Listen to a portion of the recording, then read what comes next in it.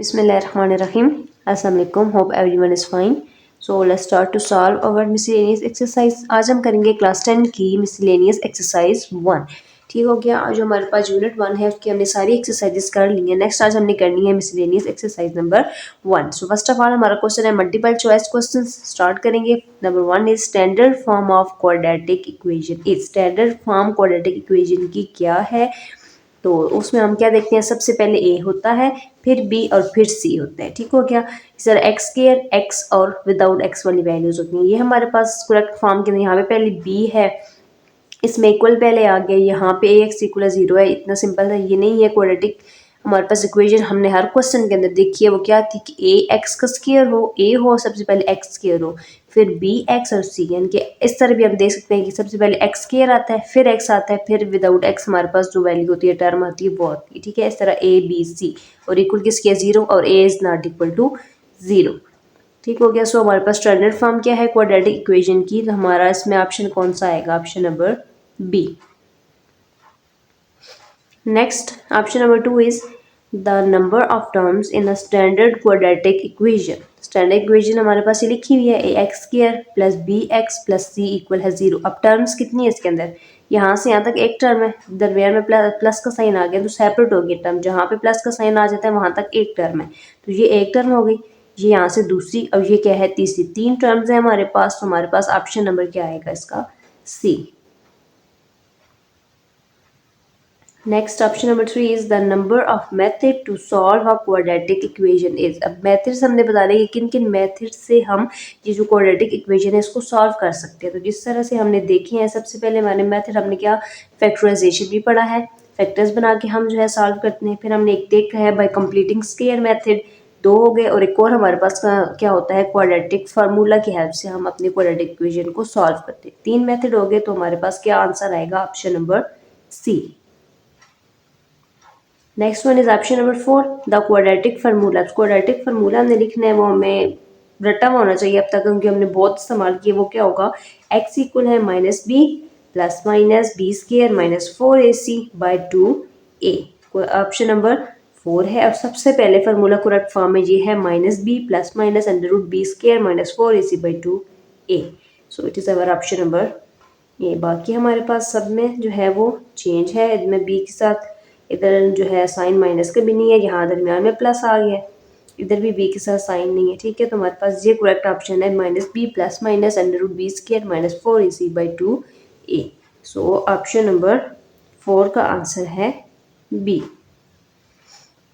बाकी जो है वो सारे डिफरेंट है यहाँ पे. ठीक है. हमारे पास अगेन यहाँ पे देख लें माइनस भी आ गया यहाँ पे जो है हमारे पास क्या, इसमें हमारे पास डिफरेंस आ रहा है, यहाँ पे माइनस नहीं है, सॉरी यहाँ पे माइनस जो है नहीं, जबकि माइनस भी होना चाहिए. यहाँ पे माइनस तो है लेकिन अंदर यहाँ पे जो है माइनस है होता है, लेकिन यहाँ प्लस है. यहाँ पे भी देखिए अगेन यहाँ पे माइनस भी होता है, तो माइनस बी का साइन गिवन नहीं है. तो करेक्ट हमारे पास फार्मूला है ऑप्शन नंबर 1 के अंदर. बिस्मिल्लाहिर्रहमानिर्रहीम. Next option number 5 two linear factors of X square minus 15x plus 56. और अब हमने इनके फैक्टर्स बनाने हैं. फैक्टराइजेशन की मेथड से हम इसको सॉल्व कर लेते हैं. तो फैक्टराइजेशन का मेथड हमारे पास क्या होता है, फैक्टर्स हमने बनाने होते हैं. फर्स्ट ऑफ ऑल हम वैल्यू लिख लेंगे, क्या गिवन है हमें, एक्स स्क्वायर माइनस 15x है और प्लस 56 है.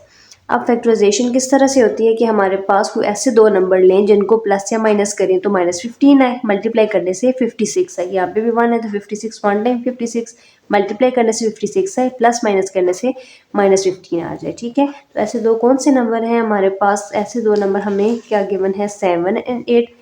7 × 8 इज इक्वल टू 56. और इन दोनों को जब हम प्लस करेंगे तो हमारे पास क्या आंसर आ जाएगा, 15. साइन अब हमें माइनस का चाहिए. बड़ी रकम हमारे पास 8 है तो 8 के साथ माइनस आएगा.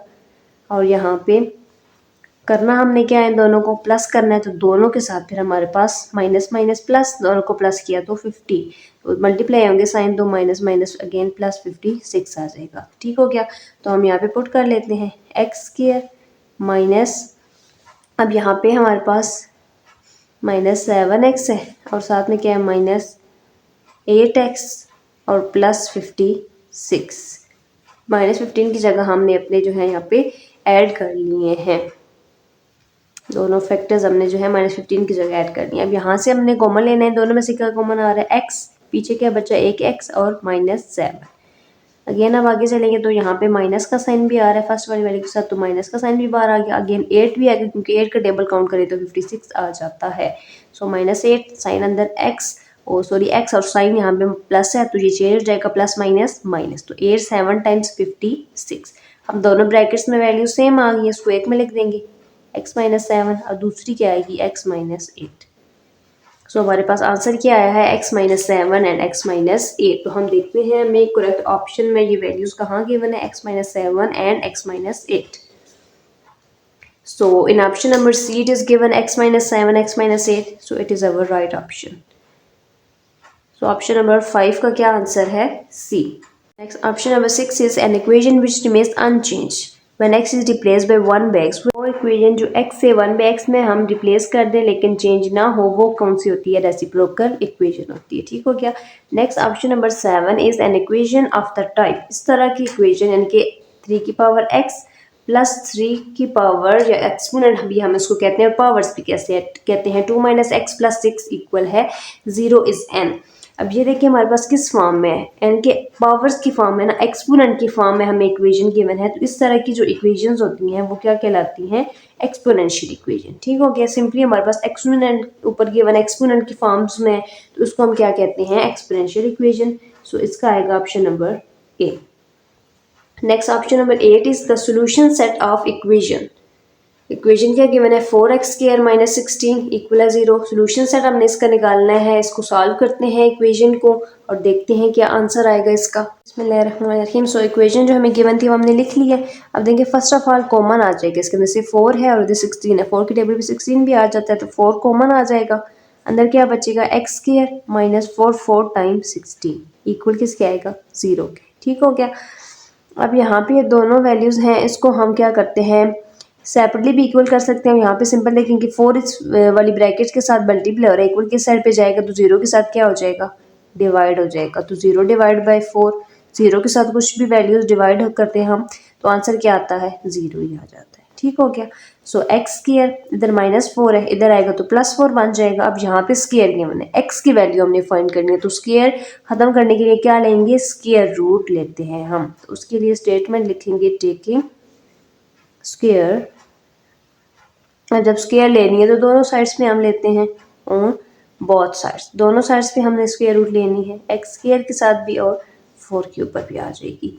अब ये स्क्वायर अंडर रूट से कैंसिल, पीछे क्या बचा है? जस्ट x और 4 का हाफ, 4 की अंडर रूट क्या होगी? 2, 4 का हाफ क्या होता है? 2। अब अंडर रूट 4 है ना, तो 4 के फैक्टर्स क्या बनते हैं? 2 × 2, तो यहाँ पे क्या आ जाएगा? 2 का स्क्वायर। अब ये स्क्वायर अंडर रूट से कैंसिल, पीछे आंसर हमारे पास क्या आएगा? 2। जब अंडर रूट खत्म होते हैं तो साइन क्या आते हैं साथ? प्लस माइनस दोनों आ जाते हैं। So under root 4 is equal to +-2। So x equal है +- अंडर रूट 2। तो अपना आंसर ये चेक करेंगे कहाँ गिवन है। तो this one is right option. x की वैल्यू क्या आई है? +- Under root 2 within curly brackets. Answer हमें गिवन है ऑप्शन नंबर सी। तो ऑप्शन नंबर 8 का आंसर हमारे पास क्या आया है? C. Next option number 9, it is our last option.